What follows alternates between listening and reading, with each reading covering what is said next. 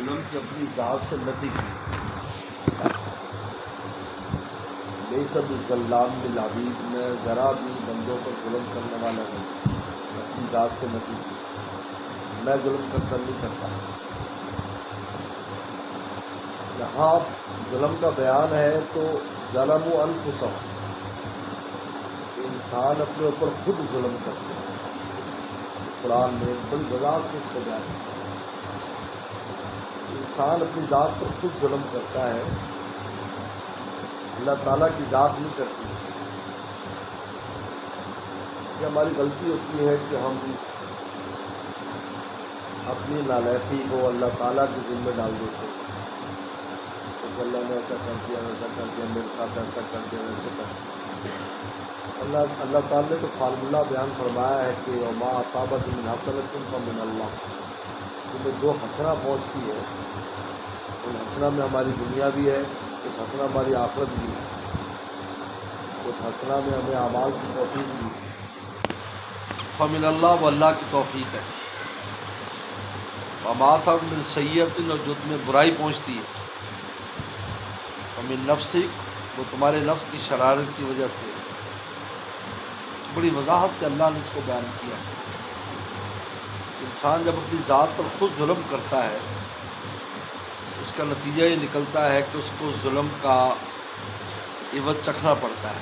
ایک نظام ہے، آج خود چلتا ہے یہ نظام، یاد رکھیں یہ بنا ہوا کہ نظام ہے،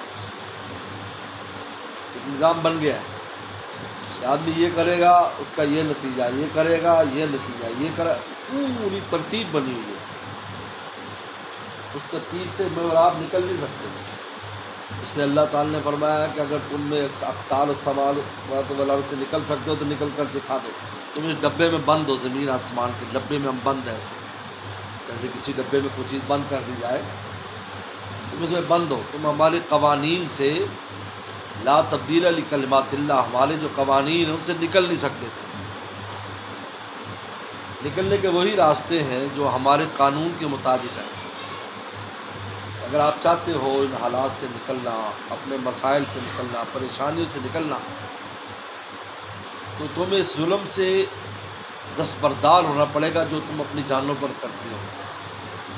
ظلم و انفسہم، اپنے اوپر جو تم ظلم کرتے ہو، گناہ کر کے اللہ کو ناراض کر کے، اصل میں کیا ظلم ہے، ہم اللہ کو ناراض کرتے ہیں۔ ہم یہ دیکھیں کہ 24 گھنٹے میں ہم اللہ تعالیٰ کو کتنا خوش رکھتے ہیں اور کتنا ناراض کرتے ہیں، اس پر خود گھر میں بیٹھ کے فیصلہ کریں۔ میرے مرشد عارف باللہ شاہ حکیم اختر صاحب رحمۃ اللہ علیہ تو عجیب بات فرماتے تھے کہ مچھلی جو ہے وہ 99% پانی میں ڈوبی ہو، 99%، لیکن 1% اس کا سر باہر ہے، صرف جس پہ دھوپ لگ رہی ہے، باقی سب پانی میں۔ تو پانی کے اندر ہونے کے باوجود بے چین رہ گئی، کیونکہ وہ جو تھوڑی سی دھوپ لگ رہی ہے وہ اس کی دم تک اثر انداز ہوگی۔ فرمایا کرتے تھے اگر آدمی 23.5 گھنٹے اللہ کو راضی رکھتا ہے اور صرف آدھا گھنٹہ یا 15 منٹ ناراض کرتا ہے، اس ناراضگی کے نحوست سے اس کا 23.5 گھنٹہ بھی بے چین ہوگا۔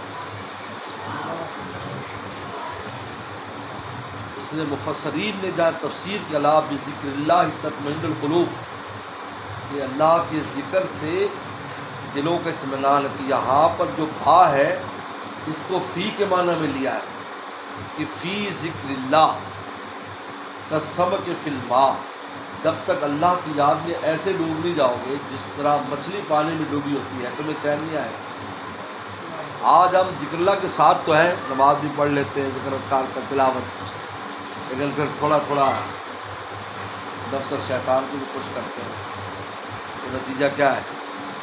وہ جو کھڑکی سے کچھ آ رہا ہوتا ہے نا، ہمارے دادا مرشد مولانا شاہ رحمۃ اللہ علیہ، حکیم الامت خان بھی رحمۃ اللہ علیہ کے خلیفہ تھے، حضرت شیخ زکریہ رحمۃ اللہ سے حدیث پڑھی، بڑے آدمی تھے، تجارت کی ہے، عجیب اثر تھا ان کی صحبت میں۔ تو ایک بار میرے شیخ نے فرمایا کہ ہم عمرے پر حاضری کے لیے جا رہے تھے مدینہ جدہ سے۔ حضرت نے پوچھا، فرنٹ سیٹ ڈرائیور سے پوچھا کہ کیا تم نے اے سی نہیں چلایا؟ حضرت ارے اے سی تو چلایا ہے، بالکل فل چل رہا ہے، ایسا لگتا ہے کہ کھڑکی کھلی ہے کسی کی. حضرت فرماتے ہیں میری طرف سے تھوڑی سی کھڑکی کھل جاتا ہے، ہمارے شیخ پیچھے بیٹھے اور میں نے جلدی سے وہ کھڑکی بند کر، مینول تھی، جب میں نے بند کی تو ایک دم گاڑی ٹھنڈی ہو گئی. ہمارے دادا مرشد بہت سبق دیتے ہیں، اور میں دیکھو حکیم اختر سبق لے لو، نماز کا ایئر کنڈیشن ہو، روزے کا حج عمرے کا ایئر کنڈیشن ہو، لیکن کوئی گناہ کی کھڑکی کھلی ہے ایئر کنڈیشن کام نہیں کرے گا، آپ کے دل کو چین نہیں آئے گا کہ آپ کی آنکھ کی کھڑکی کھلی، کان کی کھڑکی کھلی، زبان کی کھلی، چین نہیں آئے گا. دیکھو کہا اے سی فل چل رہا ہے، لیکن باہر کی جو تھوڑی سی مسموم ہوا ہے، گرم ہوا ہے، وہ اس اے سی کے اثر کو ظاہر نہیں ہونے دے رہی. اب یار نماز تو پڑھتے ہیں، پھر فائدہ نہیں ہو رہا ہے، روزہ تو رکھتے، وہ کھڑکیاں تو بند کرو نا. کپڑا دیتے ہیں نیچے اے سی میں، اے سی والے کمروں میں دروازے کے نیچے کپڑا دیا جاتا ہے کہ یار وہاں سے بھی تھوڑی سی آواز نہیں آنی چاہیے. کھڑکیوں کے اوپر شاپر لگائے جاتے ہیں کہ جناب کوئی باہر سے کوئی چیز نہ آئے، ہوا نہ آئے، تب جا کر اے سی پورا کام کرتا ہے. ذکر اذکار، نماز، تلاوت کے اے سی تب کام کرے گا جب یہ کھڑکیاں بند ہوں، آنکھ کی کھڑکی سے گناہ نہ ہو، کان سے نہ ہو، زبان سے نہ ہو. پھر قرآن کا من یتق اللہ یجعل لہ مخرجا. تین چیزیں ہماری ضرورت کی ہیں دنیا کے اعتبار سے، تین چیز سخت ضرورت ہے ہماری. ایک رزق روٹی ہماری ضرورت ہے، اس کے بغیر ہم رہ نہیں سکتے. اور ترزق من تشاء بغیر حساب، حکم ہے جو مانگو تم سے. دوسری، ہم پر مسائل آتے ہیں، ان مسائل کا حل چاہیے. تیسری، ہم مشکلات میں پھنس جاتے ہیں، اس سے نکلنا چاہیے. قرآن نے تینوں کا وعدہ تقوی پر کیا. من یتق اللہ یجعل لہ مخرجا، جو تقوی اختیار کرے گا یعنی گناہ چھوڑ دے گا، ہم اس کے لیے مشکلات میں سے مخرج بنا لیں گے. وَيَرْزُقْ مِنْ حَيْثُ لَا يَحْتَسِبْ، اور وہاں سے رزق دیں گے جہاں سے گمان بھی نہیں. وَمَن يَتَّقِ اللَّهَ يَجْعَلْ لَهُ مِنْ أَمْرِهِ يُسْرًا، اور تقوی اختیار کرے گا اس کا کام آسان، سر کام آسان. یعنی ابھی آپ یہ نیت کر لیں یار آئندہ انشاءاللہ میں کوئی گناہ نہیں کروں گا. ابھی سے ہمارے مسائل سالو ہونا شروع ہو گئے. ابھی سے یہ فارمولہ ہے، یہ اللہ کا وعدہ ہے. ان اللہ لا یخلف المیعاد. دنیا کے وعدے تو ہو سکتے ہیں، قومیں بڑے بڑے وعدے کرتی ہیں، میں اور آپ وعدے پورا نہیں کر، لیکن اللہ کے وعدے میں کبھی تخلف نہیں. اس لیے میرے دادا مرشد فرماتے تھے لوگ کاروبار کرتے ہیں، اللہ سے کاروبار کر کے دیکھو، تقوی کا کاروبار کرو، کبھی رزق کی کمی نہیں آئے گی. اللہ کا وعدہ یرزق میں نہیں تو لا یحتسب، وہاں سے رزق دیں گے، گمان بھی نہیں ہے.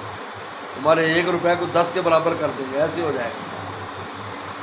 یہ جو ہم اپنی جان پر ظلم کرتے ہیں، اللہ کو ناراض کرتے ہیں زبان سے، آنکھ سے، دو چیزیں ہمارے اندر اللہ کو ناراض کرنے کا مادے دو ہیں. ایک غصہ ہے، بلا وجہ غصہ، گالی گلوچ ہے، اور دوسری شہوت ہے.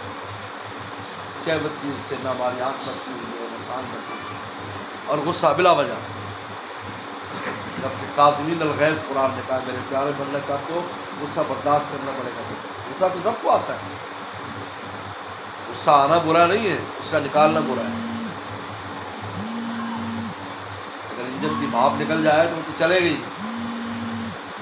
یہ غصہ جو انسان پیتا ہے، یہ میں کہا کرتا ہوں ایسی جیسے ہماری میں نے جب گوشت کو گلاتی ہے، اس میں کیا کہتے ہیں اس کو، کوکر میں، تو اس کی بھاپ نہیں نکلنے دیتی، وہ گل جاتا ہے.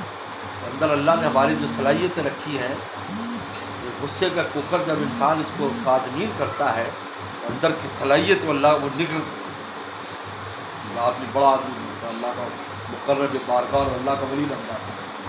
وہ کہتا ہے اللہ کا ولی کبھی انتقام نہیں لیتا، جو انتقام لیتا ہے ولی اللہ نہیں ہے. ولایت کی شرائط میں سے حضور صلی اللہ علیہ وسلم پر سے زیادہ تو کسی پر ظلم نہیں ہوگا. آپ نے فرمایا کہ اتنا مجھ پر طائف میں ظلم ہوا، کسی جگہ مجھ پر اتنا ظلم نہیں ہوا. اللہ آپ نے سب کو معاف کر دیا، چلو جاؤ.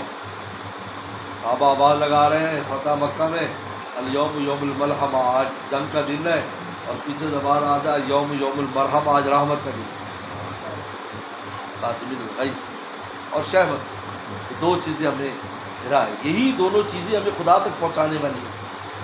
یہی شہوت قابو ہوتی ہے، مولا تک پہنچاتی ہے، یہ غصہ قابو ہوتا ہے، کاظم الغیظ کرتا ہے، مولا تک پہنچاتا ہے، اور یہی دو چیزیں راستے سے ہٹانے والی ہیں۔ جب غلط استعمال ہوگا آپ کو گمراہ کر دے گا، ہر چیز کا غلط استعمال گمراہ۔ دنیا میں دیکھ لیں، کسی دوائی کا غلط استعمال کریں گے موت واقع ہو جائے گی، خوراک کا غلط استعمال کریں موت واقع ہو جائے گی۔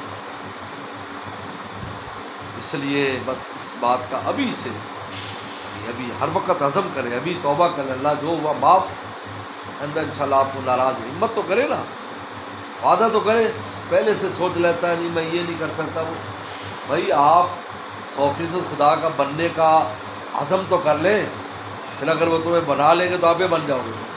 ہم نے عزم ہی نہیں کرتے، شہد پینے کا ارادہ تو کرے، آسمانوں سے بنا لیتا، ہم تو پینے کا ارادہ بھی نہیں کرتے یار۔ کہتے وعدہ لکھواؤ، لوگ وعدہ لکھواتے کہ جانا نہ پڑ جائے، ہمیں خدا لے کر جائے گا، تم اپنا کام تو کرو، قدم اٹھانا تمہارا کام ہے، آگے اللہ تعالیٰ کا کام ہے آپ کو چلانا، پہلا قدم اٹھانا ہمارا کام ہے۔ ہم عزم و ہمت کر لیں کہ انشاءاللہ اللہ کو ناراض نہیں کریں گے، تو پھر توفیقات بھی عطا فرمائیں گے، مدد بھی فرمائیں گے۔ مدد بھی اسی وقت کرتے ہیں جب آدمی قدم اٹھاتا ہے، ہمت مردہ مدد خدا، لیکن ہم نے ہمت ہی نہیں کر دی۔ یہ طے کیا ہوا ہے کہ اپنی زندگی کے ڈگر کو تبدیل نہیں کرنا۔ حکیم الامت خان بھی رحمۃ اللہ سے کہہ رہے جی مہنگائی بہت ہو گئی، اس زمانے کی بات ہے، مہنگائی بہت ہو گئی، جیسے آج کہہ رہے ہیں، اور فرمایا کہ مہنگائی ہونے کے بعد تم نے اعمال میں کوئی زیادتی کی کہ رزق کھل جائے؟ نہیں جی، فرمایا پھر جب رسول اللہ صلی اللہ علیہ وسلم نے ہمیں اعمال دیے ہیں کہ یہ عمل کرو تمہیں رزق میں برکت ہوگی، تو تم نے کیا کیا؟ مہنگائی تو ہو گئی لیکن تم نے بھی کچھ کیا، تم نے اعمال بڑھا دیے، نفل بڑھا دیے، ذکر بڑھا دیا، تلاوت بڑھا دیا، اللہ مہنگائی بہت ہو گئی ہے لہٰذا میرے تنخواہ پوری اللہ میں اب یہ کرتا ہوں آپ میرے ساتھ مدد فرمائیں۔ اگر اعمال بڑھیں گے تو آپ کے رزق روٹی بڑھ جائے گا، جب رزق روٹی بڑھ جائے تو کام ہو جائے گا، مہنگائی کہیں بھی چلی جائے آپ کو روٹی ملتی رہے گی۔ ایک غلام خوش پھر رہا تھا قحط کے زمانے میں، تو کسی نے پوچھا کہ تو کیوں خوش ہے؟ کہ میرے مالک کی زمینیں اس علاقے میں بھی جہاں قحط نہیں ہے، لہٰذا وہ وہاں سے اس کے لیے اناج آتا رہتا ہے، تو میں چونکہ گھر کا نوکر ہوں مجھے بھی روٹی ملتی، لہٰذا مجھے کیا غم ہے قحط کا۔ وہ اس کی چیخ نکل گئی، نے کہا جس اللہ کا پورے عالم کے اوپر قبضہ ہے اور ساری زمینیں ہر جگہ تو قحط نہیں ہے، اگر اس کے ساتھ ہمارا تعلق مضبوط ہو تو ہمیں بھی یہ پریشانی لائے۔ یہ غلام ایک اپنے دنیاوی آقا کی اس زمین کی وجہ سے جو چند ایکڑ کسی دوسرے علاقے میں اس کی وجہ سے مطمئن پھرتا ہے، ہم کیوں پریشان ہیں؟